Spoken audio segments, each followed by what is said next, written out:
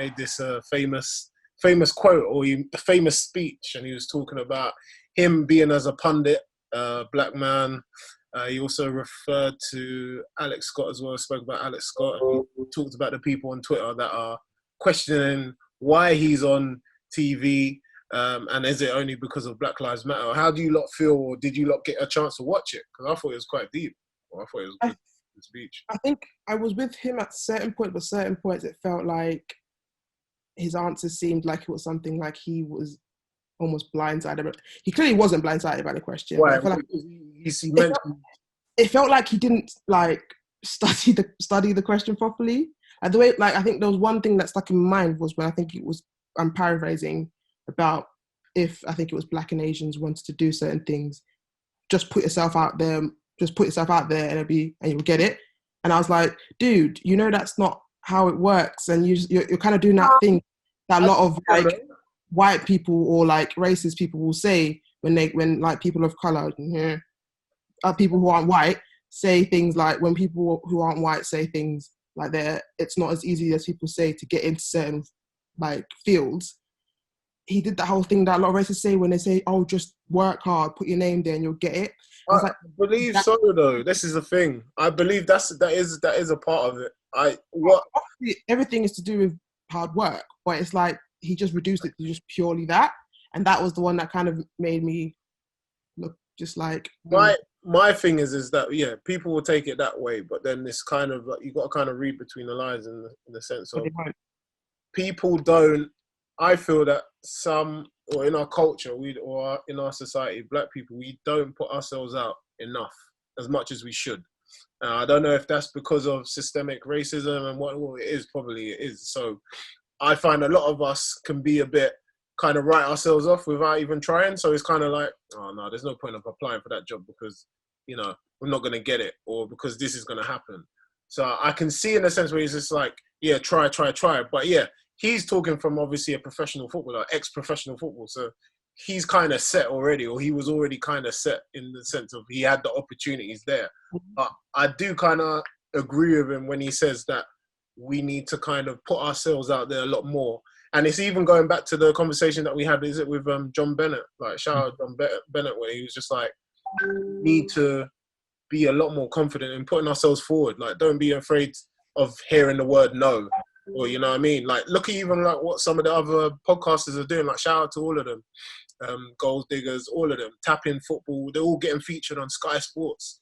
People look at it from the outside like, how did they do it? How did they do it? But it's because of their hard work. And yes, obviously now people are having the conversations. A lot more organizations are more aware of it. So they're a lot more welcoming to the Black culture. But I just think that, yeah, I see where you're coming from, Lola, but I do agree with him that we need to try more.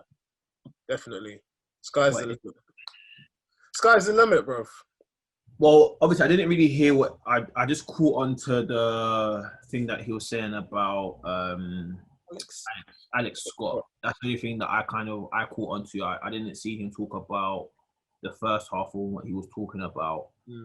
But it's a weird one with me and footballers, right? Because I feel that only now do some footballers want to have the conversation out, or do they feel like, oh, right, like being from ends is actually quite cool. Like me being from maybe South or North or whatever the case may be is actually cool, and people are actually looking at our culture.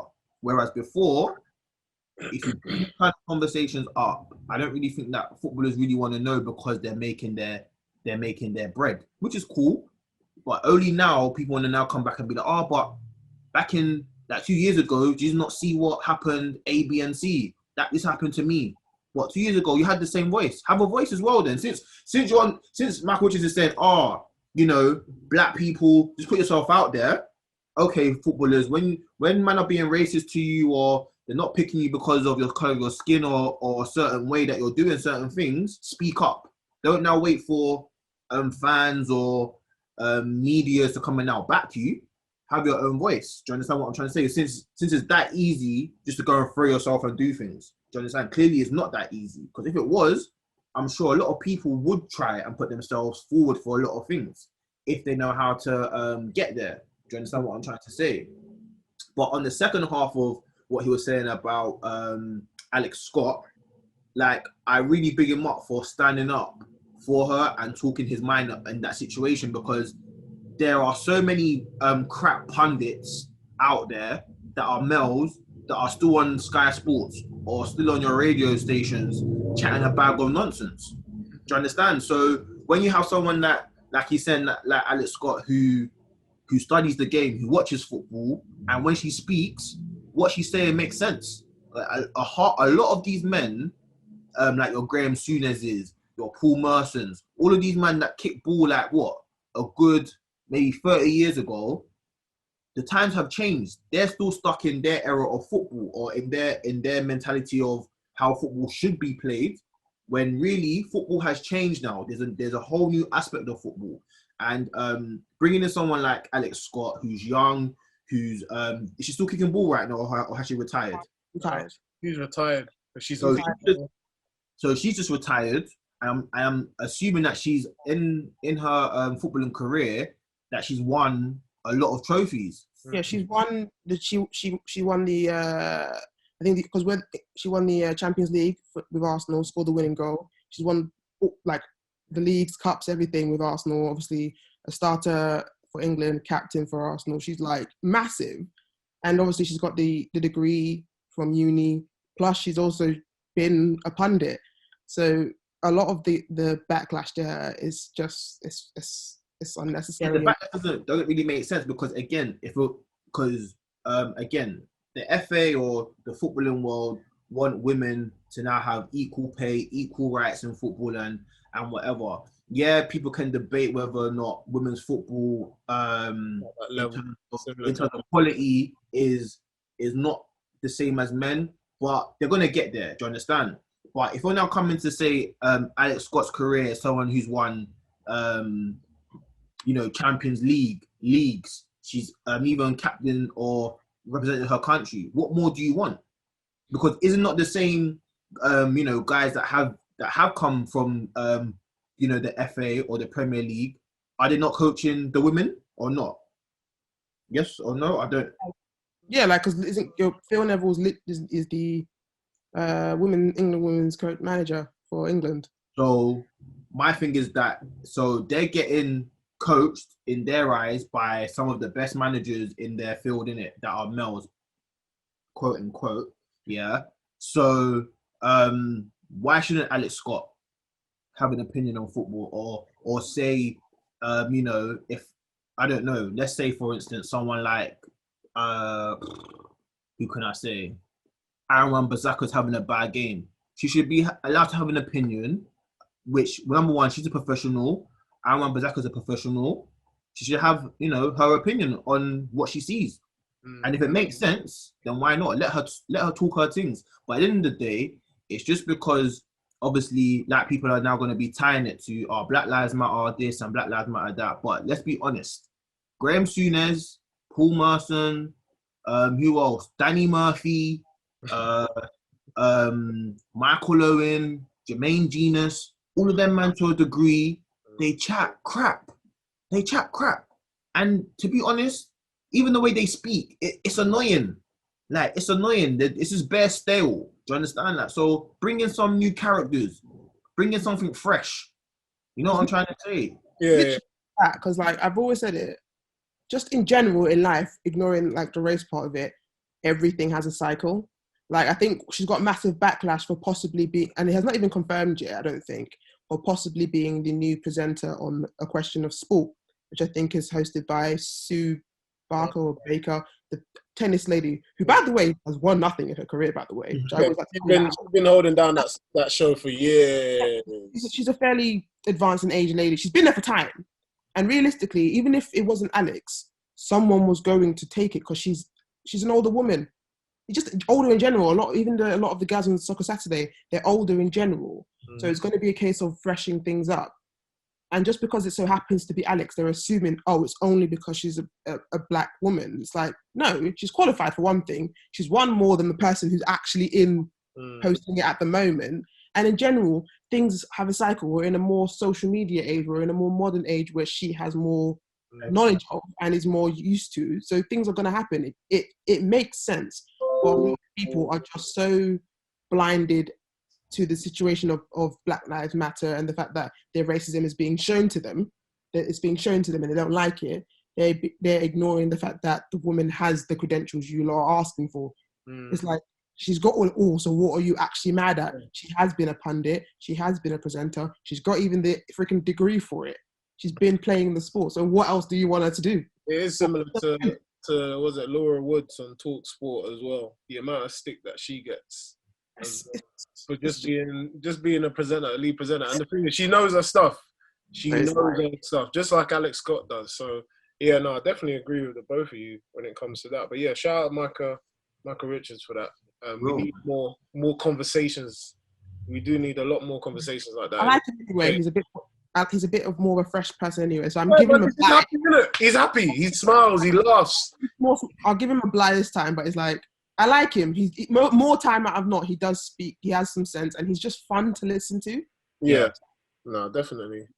But I just think that all I just want from here on now is for players to be consistent, or ex-players, players to be more consistent in their thing. Like, if you see something happening that you feel is not right, i.e. whether it be your club, where it's them doing it personally to you or to a teammate that's off colour, speak up.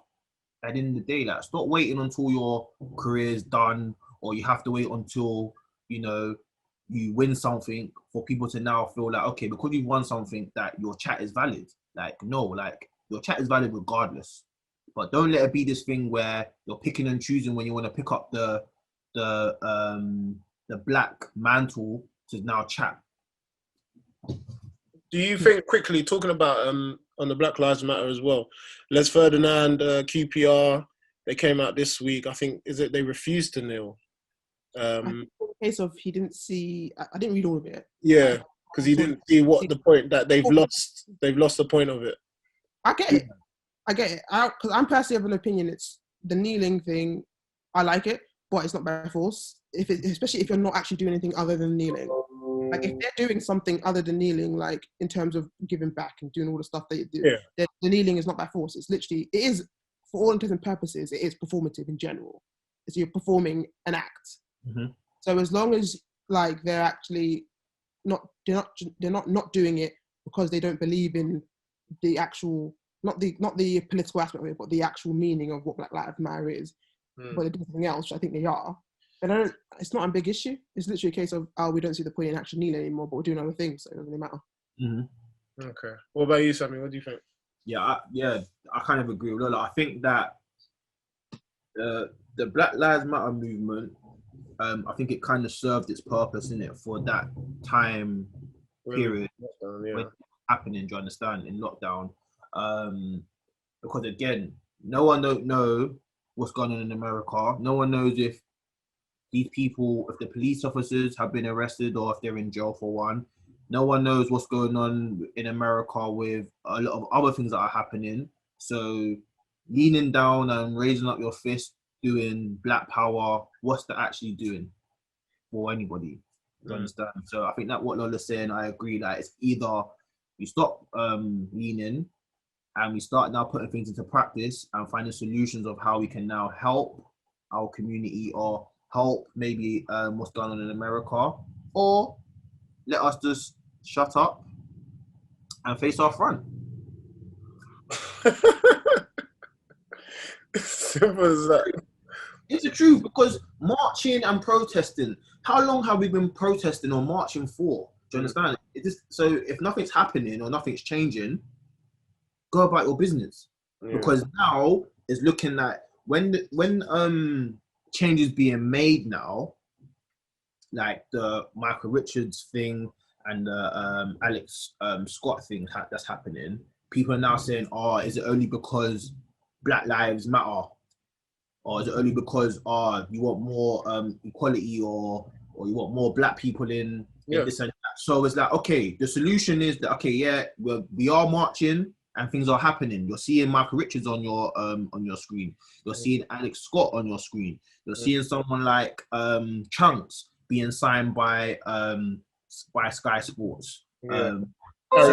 Harry Panera as well. Harry Panera and all these people. So that man as well. So there is change being made. Do you understand? So we can't always just be like, oh, we're not seeing this and we're not seeing that, because the change is happening right in front of our eyes. Do you understand? No, definitely.